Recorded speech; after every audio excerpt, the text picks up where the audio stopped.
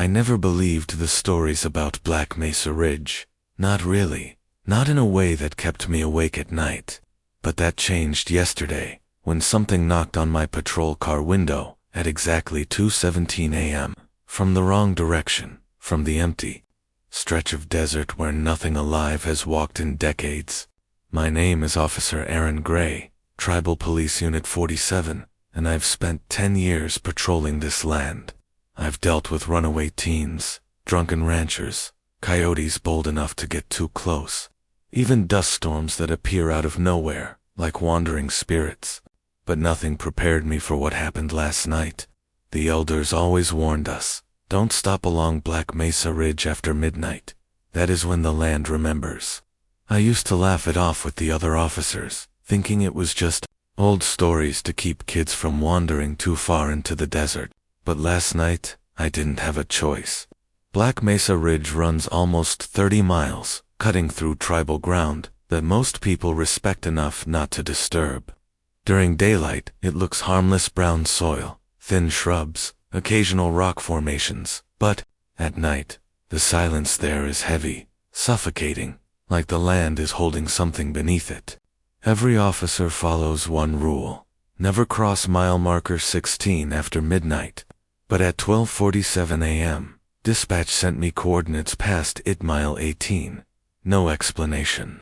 No backup car, just a faint voice through static, telling me to respond immediately. As I got closer, the radio began malfunctioning, static swallowing the voice until only small, broken syllables remained. Then the static changed. It began forming a shape, a tone, a whisper that chilled my spine because it sounded like my own name being spoken through someone else's lungs. "Hey, Ron." I tried to respond, but the microphone only screeched. I turned off the radio completely. The desert outside was pitch black. Moonlight barely touched the ground, and the temperature had dropped unnaturally fast.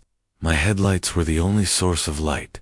I slowed near mile 16, and that's when both headlights flickered, dimmed, and then brightened sharply as if something large passed in front of the car. But the road was empty. Not even dust moved. I stepped out of the vehicle and immediately felt something wrong with the air.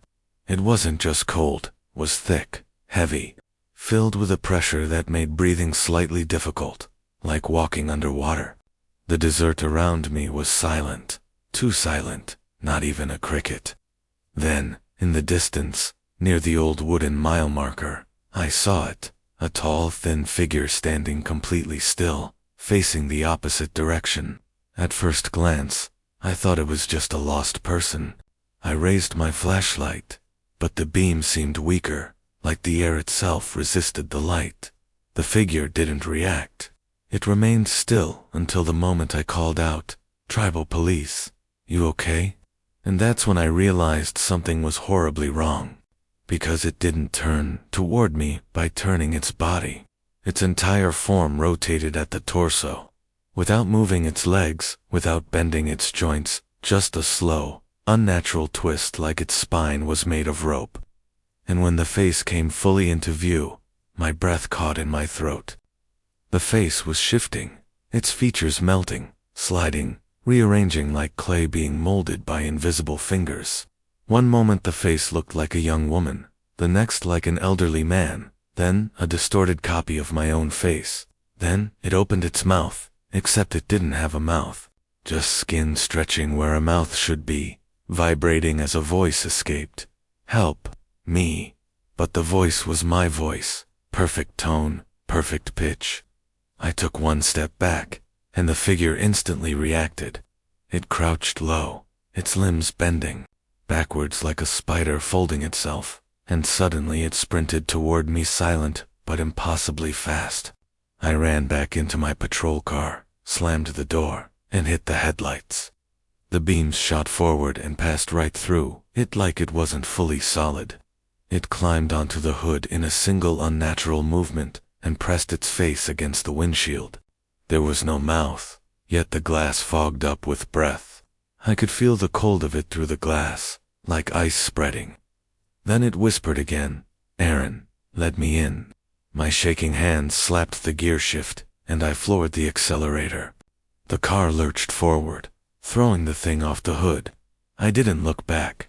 I drove until the desert finally began to look like the desert again, until the air stopped feeling thick. When I reached the station, the chief was already waiting. Outside, hands folded, expression grim, not surprised, not confused, just resigned. When he saw the scratches on the hood and the fogged outline on the windshield, he softly said, "You shouldn't have stopped on the ridge." I told him I had no choice, that dispatch had sent me there. He just looked at me with tired eyes and said, "Dispatch didn't send you. That signal wasn't us. They call to whoever they want." When I asked who they were, he simply locked the station door and refused to answer. I went home around sunrise, exhausted, shaken, trying to convince myself that maybe I hallucinated some of it. But at 2:17 p.m., exactly 12 hours after the knock, I got a voicemail from a blocked number. All I heard was breathing. My breathing. Then a whisper. "I found your house." I froze. Slowly, I walked to the bedroom window, pulled the curtain aside, and there it was. The same shifting figure standing in my yard, perfectly still, staring up at my window as if it had been waiting for me to look.